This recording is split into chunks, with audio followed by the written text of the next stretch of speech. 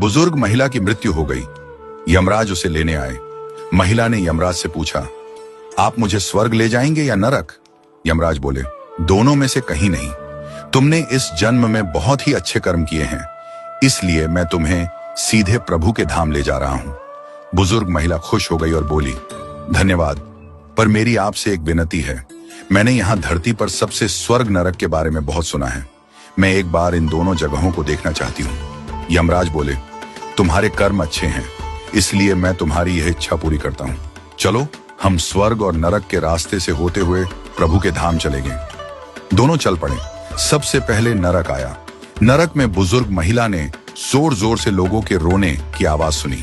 नरक में सभी लोग दुबले पतले और बीमार दिखाई दे रहे थे। महिला ने एक आदमी से पूछा, यहाँ आप सब लोगों की ऐसी हालत क्यों है? आदमी बोला, तो और कैसी हालत होगी?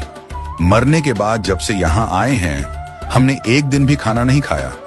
भूख से हमारी आत्माएं तड़प रही हैं। बुजुर्ग महिला की नजर एक विशाल पतीले पर पड़ी, जो कि लोगों के कद से करीब 300 फुट ऊंचा होगा। उस पतीले के ऊपर एक विशाल चम्मच लटका हुआ था। उस पतीले में से बहुत ही शानदार खुशबू आ रही थी। बुजुर्ग महिला ने उस आदमी से पूछा, इस पतीले में क्या है? आदमी मायूस होकर बोला, ये पतीला बहुत ही स्वादिष्ट खीर से हर समय भरा रहता है। बुजुर्ग महिला ने हैरानी से पूछा, इसमें खीर है, तो आप लोग पेट भर के ये खीर खाते क्यों नहीं? भूख से क्यों तड़प रही हैं? आदमी रो रो कर बोलने लगा, कैसे खाएं? ये पतीला 300 फीट ऊंचा है, हम में से कोई भी उस पतीले तक नहीं पहुंच पाता। बुजुर्ग महिला को उन पर तरस आ गया और सोचने लगी, बेचारे खीर का पतीला होते हुए भी भूख से बेहाल हैं। शायद ईश्वर ने इन्हें ये ही दंड दिया होगा। यमराज बुजुर्ग महिला से बोले, चलो हमें देर हो रही है। दोनों चल पड़े। कुछ दूर चलने पर स्वर्ग आया। वहां पर बुजुर्ग महिला को सबकी हंसने खिलखिलाने की आवाज सुनाई दी। सब लोग बहुत खुश दिखाई दे रहे थे। उनको खुश देखकर बुजुर्ग महिला भी बहुत खुश हो गई। पर वहां स्वर्ग में भी बुजुर्ग महिला की नजर वैसे ही 300 फुट ऊंचे पतीले पर पड़ी, जैसा नरक में था। उसके ऊपर भी वैसा ही चम्मच लटका हुआ था। बुजुर्ग महिला ने वहां लोगों से पूछा, इस पतीले में क्या है? स्वर्ग के लोग बोले, इसमें बहुत स्वादिष्ट खीर है। बुजुर्ग महिला हैरान हो गई। उनसे बोली, पर यह पतीला तो 300 फीट ऊंचा है, आप लोग तो इस तक पहुंच ही नहीं पाते होंगे। उस हिसाब से तो आप लोगों को खाना मिलता ही नहीं होगा। आप लोग भूख से बेहाल होंगे। पर मुझे तो आप सभी इतने खुश लग रहे हो, ऐसे कैसे? लोग बोले, हम तो सभी लोग इस पतीले में से पेट भर के खीर खाते हैं। महिला बोली, पर कैसे? पतीला तो बहुत ऊंचा है।